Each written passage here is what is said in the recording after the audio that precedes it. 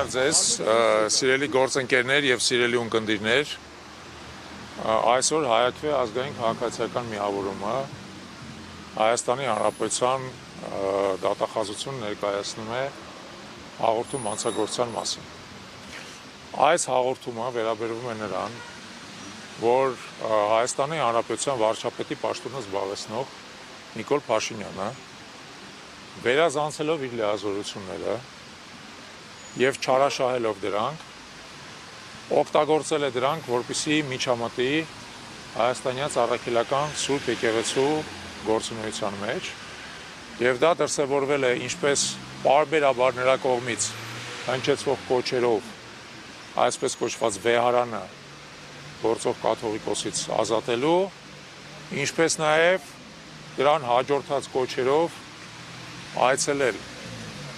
Հովանավանքի վանական համալիրը եւ այնտեղ ներկա գտնվել, ըստ էության բռնություն կիրառել եկեղեցու հավատավոր հետևորդների նկատմամբ, որը մենք ականատես ենք եղել, եկեղեցու ծառայողների նկատմամբ, քահանաների նկատմամբ, որոնց մուտքը տեղարկելվել է, իրավապահ համակարգի ռեսուրսները օգտագործել այն նպատակով, որպեսզի քահանաներին, որոնք այնտեղ պետք է գտնվեին օրինական ծառայության, հաստացի առևանգեն, հեռացնեն այդտեղից, արգելեն նրանց մուտքը եւ դա բոլոր իր համակցության մեջ ըստ էության հավասար է Հովանավանք վանական համալիրը բռնազավթելու եւ պղծելու հետ։ Եթե դուք ուշադրություն եք դարձրել, երեք Մայր Աթոռ Սուրբ Էջմիածնի լրատվական ծառայությունը իր պաշտոնական հայտարարությամբ հայտարարել է, որ վանական համալիրը Հովանավանքը բռնազավթվել է իրավապահ մարմինների եւ խափանող խմբերի համատեղ գործողության արդյունքում, որից հետո նա պղծվել է եւ ենթակա է վերասրբագործման։ Այդպիսով Մայր Աթոռ Սուրբ Էջմիածինը փաստացի արդեն հաղորդում է տվել հանցագործության մասին։ Սա հաղորդում է հանցագործության մասին, որը Մայր Աթոռ Սուրբ Էջմիածինը փաստացի հանդիսանում է դժոխք կողմ, որովհետեւ նրան պատկանող վանական համալիրը բռնությամբ բռնազավթվել է, օգտագործվել է ոչ նպատակային, խաթարվել է հավատացյալների կրոնական զգացմունքները, նրանց կրոնական իրավունքները, ես ամեն ինչը միասին առերևույթ համապատասխանում է Հայաստանի Հանրապետության քրեական օրենսգրքի 209 եւ 441 հոդվածներում նկարագրված հանցավոր արարքներին։ Ուստի այսօր մենք ներկայացնում ենք հաղորդում հանցագործության մասին, որտեղ այդ ամեն ինչը մանրամասն նկարագրված է, բոլոր փաստերը այստեղ շարադրված են եւ ի տարբերություն նախորդ դեպքերի մենք ունենք բացահայտ դժոխք կողմ, որը աղաղակում է նրա մասին, որ ինքը տուժել է, որ իր վանական համալիրը բռնազավթված եւ պղծված է եւ որ իրավունքները խախտված են։ Խոսքը եկեղեցու։ Այո, Հայաստանյան առաքելական Սուրբ Եկեղեցու մասն է։ Ավելին ձեզ ասեմ, հիշեցնեմ, որ Հայաստանյան առաքելական Սուրբ Եկեղեցին մեր Սահմանադրության 17-րդ հոդվածով ունի պետության կողմից երաշխավորված բացառիկ իրավունքներ եւ տվյալ դեպքում մենք գործ ունենք նրա հետ, որ պետությունը փոխանակ երաշխավորի այդ իրավունքները ամենագրեհիկ կոպիտ կերպով պետական բարձրագույն պաշտոնատար անձի ձեռքերով այդ իրավունքները խախտում են։ Ուստի մենք կարծում ենք, որ լռել այլևս չի կարելի, մենք պետք է հասկանանք եւ մեր քաղաքացիները պետք է հասկանան, որ այսօր վարչապետի աթոռին նստած է մարդ, որը շարունակաբար առնվազն առերևույթ, որովհետև դեռևս դատարանի վճիռ չկա, բայց առնվազն առերևույթ պարբերաբար ամենակոպիտ կերպով խախտում է մեր երկրի օրենսդրությունը, դա պարբերաբար պատճառաբանելով ինչ որ մտածածին փաստարկներով, բայց դրանցից ոչ մեկը իրան իրավունք չեն տալիս օրենքի դաշտից դուրս գալու եւ մեր երկիրը տանելու քաոսի, պառակտման եւ բախումների։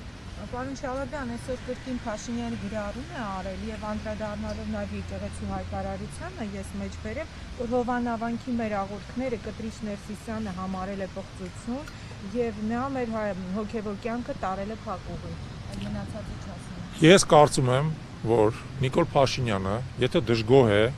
Հայաստանյան առաքելական Սուրբ Եկեղեցուց կամ նրա ղեկավարությունից, իրավունք ունի սեփական կրոնական կառույց ստեղծել, կազմակերպություն եւ այնտեղ աղոթել։ Ոչ մեկ իրան չի արգելում։ Հանցագործությունը նա, որ նա դա անելու փոխարեն բռնազավթում է հայաստանյաց առաքելական Սուրբ եկեղեցուն պատկանող կառույցը, վանական համալիրը, որ իրավունքը նա չունի, իրականացնում է այնտեղ ծես, որ իրավունքը նա չունի, եւ դրանով վիրավորում է մեր հավատացյալների օրինական զգացմունքները եւ նաեւ խախտում է մեր օրինական շահերը։ Մեզանից ոչ մեկ չի կարող Փաշինյանին արգելել, օրինակ ես ենթադրենք այգում կրոնական ծես իրականացնել։ Օրենքը խախտվում է այն պայից սկսած, երբ որ նա դա փորձում է անել հայ առաքելական Սուրբ եկեղեցու տարածքում, որ իրավունք նա չունի։ Անկախ նրանից թե ինքը ինչ է մտածում կոնկրետ որևէ հոգևորականի մասին։ Դա իր անձնական գործն է։ Մենք այդպես չենք մտածում եւ մենք իրավունք ունենք մեր եկեղեցում ստանալ մեր հոգևոր սնունդը, ստանալ մեր հոգևոր ծեսերը, ներկա լինել օրինական Սուրբ Պատարագի, որը նախ խախտել է եւ եկեղեցու իրավունքները եւ եկեղեցու հետևորդների իրավունքները։ Պարոն Շալապյան, երեք ես եթե չեմ սխալվում, Նինա Բովանդակ հաղորդում էր ներկայացրել նաև Արա Սոհրաբյանը եւ երեք քննչական կոմիտեից հայտնեցին, որ նրա ներկայացրած հաղորդումների դիմավորակ կերպարի չի նախաձեռնվում։ Տեսեք, նախ չգիտենք նա Նինա Բովանդակա թե ոչ, ենթադրաբար նույն խնդրին է անդրադառնում, բայց պարտադիր չի որ Նինա Բովանդակ լինի։ Երկրորդը, մենք մեր դեպքում հետամուտ ենք լինելու, որ այս ամեն ինչը հիմք հանդիսանա քրեական գործ հարուցելու։ Մենք արդեն եկել ենք այն հետևության, որ մեր երկրում դատախազությունը բնավ չի պաշտպանում քաղաքացիների շահերը, այլ ընդհակառակը ծառայում է իշխանությունը զավթած փոքրիկ մի վարչախմբի շահերին։ Սակայն դա հավերժ չի շարունակվելու, կգա այն ժամանակը, երբ որ երկրում իշխանությունները կփոխվեն եւ այս ամեն ինչին ընթացք կտա։ Այս բանը շատ կարևոր է, որպեսզի այս բոլոր փաստերը հանգամանալից շարադրված կերպով մտնեն համակարգի ներս, իրավապահ համակարգի։ Եթե դատախազությունը հրաժարվի քրեական գործ հարուցել, մենք կդիմենք դատարան, եթե դատարանը հրաժարվի քրեական գործ հարուցել, կհասնենք մինչև սահմանադրական դատարան, ի վերջո մենք կհասնենք նրան, որ այս հանցագործությունները իրավական գնահատական ստանան եւ մեղավորները պատժվեն։ Ճիշտ է, դուք արդեն խոսեցիք, բայց շատ էր նշվում, որ Հայաստանում փաստացի խախտվել է սահմանադրությունը, հա, եւս մեկ անգամ խնդրում եմ իրավական առումով ինչ է կատարվում։ Այո, սահմանադրությունը խախտվել է այն իմաստով, որ 18-րդ հոդվածը սահմանադրության, որը երաշխավորում է հայաստանյաց առաքելական Սուրբ եկեղեցու բացառիկ դերը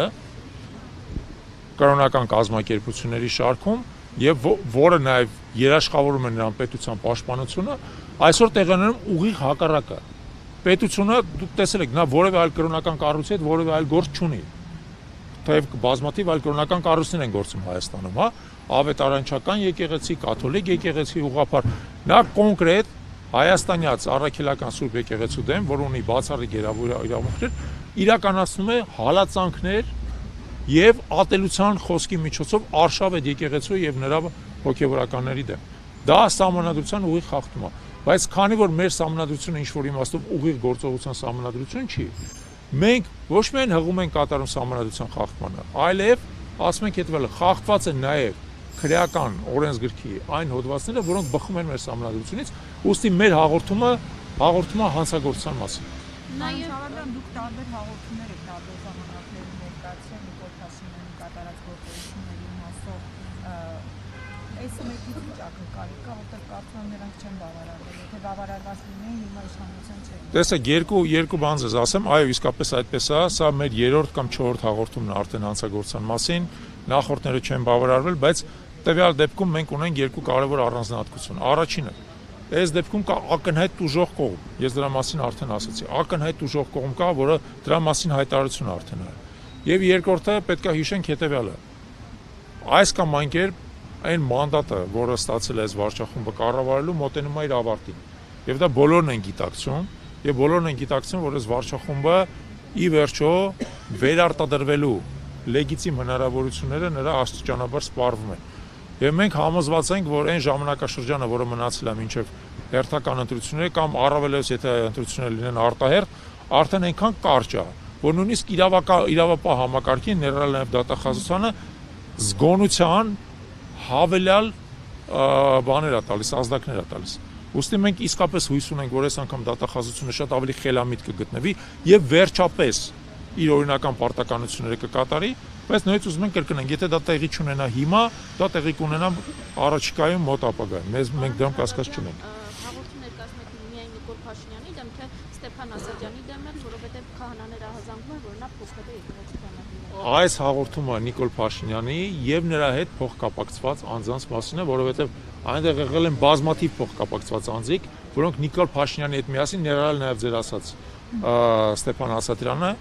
որոնք նրա հետ միասին իրականացրել են վանական համալիրի բռնազավթումը եւ նրա պղծումը։